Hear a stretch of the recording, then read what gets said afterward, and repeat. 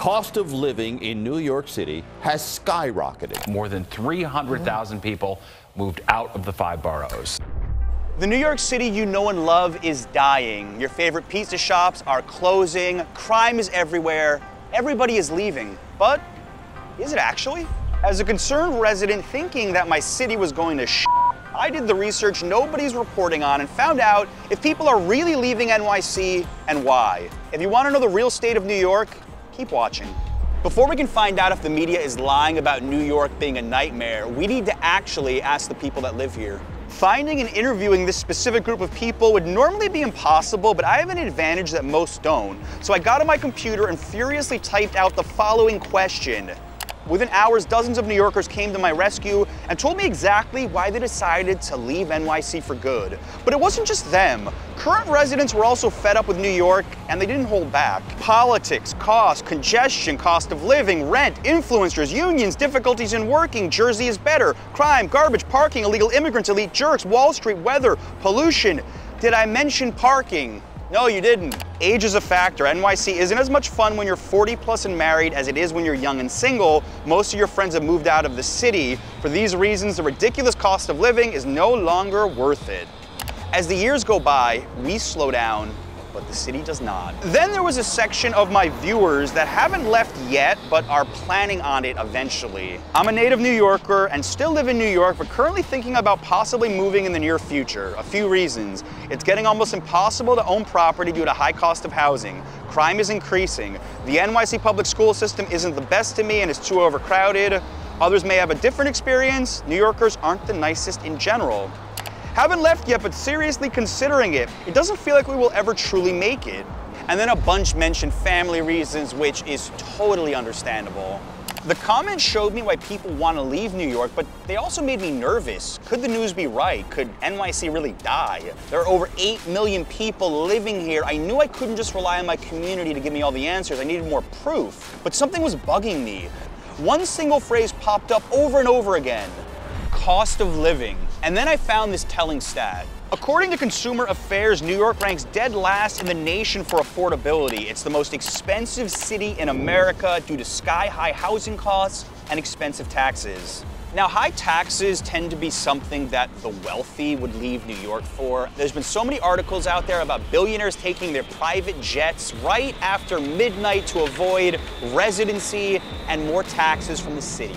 But in general, the wealthy are happier living here. Wealthier households were generally happier with the quality of life in their neighborhoods than less well-off residents. 43% of New Yorkers making more than $200,000 a year and 45% of those earning more than $100,000 rated their neighborhood life as good or excellent, while only 30% of those earning less than $35,000 said the same about theirs. And why wouldn't they? The wealthiest New Yorkers can afford to spend a lot of time away from their city, and generally speaking, their neighborhoods have a lot less crime. And if they don't send their children to private school, their local public schools are likely higher performing. Unhappiness has grown among residents of the Big Apple between 2017 and 2023. Only 30% of New Yorkers think the quality of life in the city is good, only half of whom said they plan to stay in the city until after 2028. Another big reason cited for leaving New York is crime. Just 49.1% said they felt safe riding the subway during the day, a stark drop from the 81% reported in 2017 and 86% reported in 2008. Only 21% felt safe riding the subway at night. I have been one of the most vocal critics about sensationalism in the local media when it pertains to crime. But I ride the subway too, and we cannot pretend that crime is not happening down there. Murders soar 60% on NYC subways, nearing record. 8 people have been slaughtered on subway cars or in stations as of September 8th, up from just 5 during the same period last year. The spike in killings is approaching the 25-year high set in 2022 with 10 murders.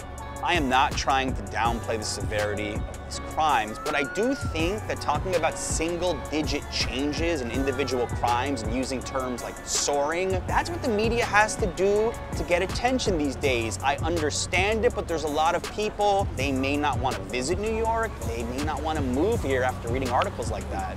If you're curious about overall crime stats in 2024, do with this chart as you please. But compared to 2023, murders are down, felony assaults are up, transit crimes are up, shooting incidents are down. Not all crimes are reported, of course. The city says crime is down, but many argue that the mayor and people working at City Hall are manipulating these stats. From my own personal perspective, I think the city feels about the same as the last year or two on safety and crime. I personally feel like it was the worst 2020, 2021, when there was a lot less New Yorkers roaming about and you just felt a little bit more alone.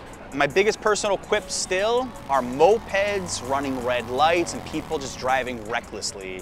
Let's circle back to the beginning. How bad is the exodus from New York City? The state of New York has seen a significant decline, losing more than 631,000 residents since April 2020, the largest population loss in the US. It would be impossible to get an exact number for 2024, but Consumer Affairs did a survey with over 150,000 people moving within the United States. And spoiler, New York is not even the top state people are leaving. California wins that on a landslide, almost 18,000 left. New York is second, New Jersey is third.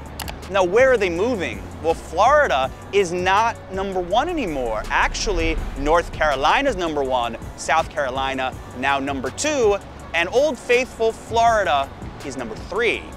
These geographic shifts are not that surprising. People want to leave higher cost of living cities and states and settle in less expensive locales in the South. And with Florida's real estate booming, it's just trickling to other states. There is a strange phenomenon, and anyone moving to New York would agree. If so many people are leaving, why is it so hard to find an apartment? NY1 had a recent report on this. The vacancy rate for apartments was 1.4% last year. The rate was 4.5% in 2021 and 3.63% in 2017.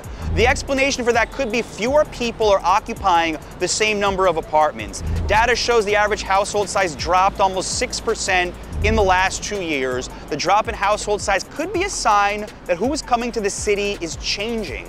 A study from Signal Fire this spring showed that New York is one of the top destinations right now for people moving for tech jobs. The volume is younger people who haven't settled down yet in their career, one tech director said. But even if young single workers are replacing more families, don't expect rents to go down. There's definitely a supply imbalance. There's just limited new supply. And housing being too expensive is one of the big reasons that people leave New York in the first place. And we could do an entire video dedicated to how they're trying to convert office space into apartments. Let me know if you'd be interested in that. So even though the net migration is negative and the people coming to New York are having an incredibly hard time finding apartments to rent, what if you were interested in buying something here? According to NCHstats.com, this past July, New York's housing market showed signs of stability with a median listing price of almost $800,000, which remained unchanged from the previous year. Homes in the city sold for about 3.81% below the asking price, with a sale to list price ratio of 96%, indicating some room for negotiation. The market was considered a buyer's market as a supply of homes outpaced demand. On average, properties took 75 days to sell, reflecting a slight increase in market time compared to the previous month, but a minor decrease from the previous year. Obviously, with mortgage rates so high and less people moving here in general, I'm not surprised that it has been a buyer's market. Buying a home here way more expensive than the national average, and prices have skyrocketed since the pandemic, like the rest of the country. Moving forward, the US population is expected to grow to 371 million people by 2050 and get older. Will there be enough young people to replace all the older ones who will inevitably raise families and want to get out of New York? And as someone who has a child who is 2 and starting to get into the massive confusion that are New York City schools, I will have to face one of the other top reasons people flee New York. That's raising a child here. This NY1 article showed how there's actually private schools that come to New York to try to recruit families to move to, in this case, South Florida, to have their kids attend school there. And even if you can afford to live in a neighborhood with excellent elementary schools, you are not guaranteed your top choices for middle or high school here. There's other factors to consider. Do you want your kids taking the subway to go to high school?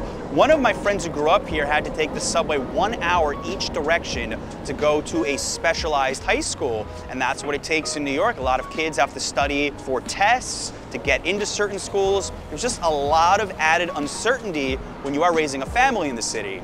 There's also quality of life considerations, and I'll tell you a story. I was walking to pick up my laundry in my neighborhood in Brooklyn this past Sunday, walking on the main avenue, and I saw a guy who was shirtless. He was beginning to shout.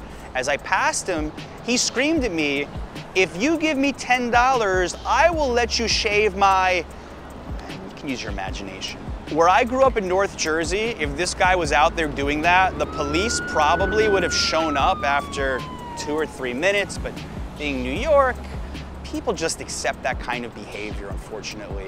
It is what it is, and it's one of those many factors that people have to consider when raising a family here. And parents with the money could move their families to the suburbs. It happens all the time. And then there's families that can't afford to leave New York, and they have to deal with all these things. Even with all the issues of affordability and thousands of people leaving expensive coastal cities yearly, there's still something about New York that will constantly draw newcomers in. And what the future of this city holds is uncertain. But if history tells us anything, it's that New York tends to run in cycles and is very difficult to keep down for too long.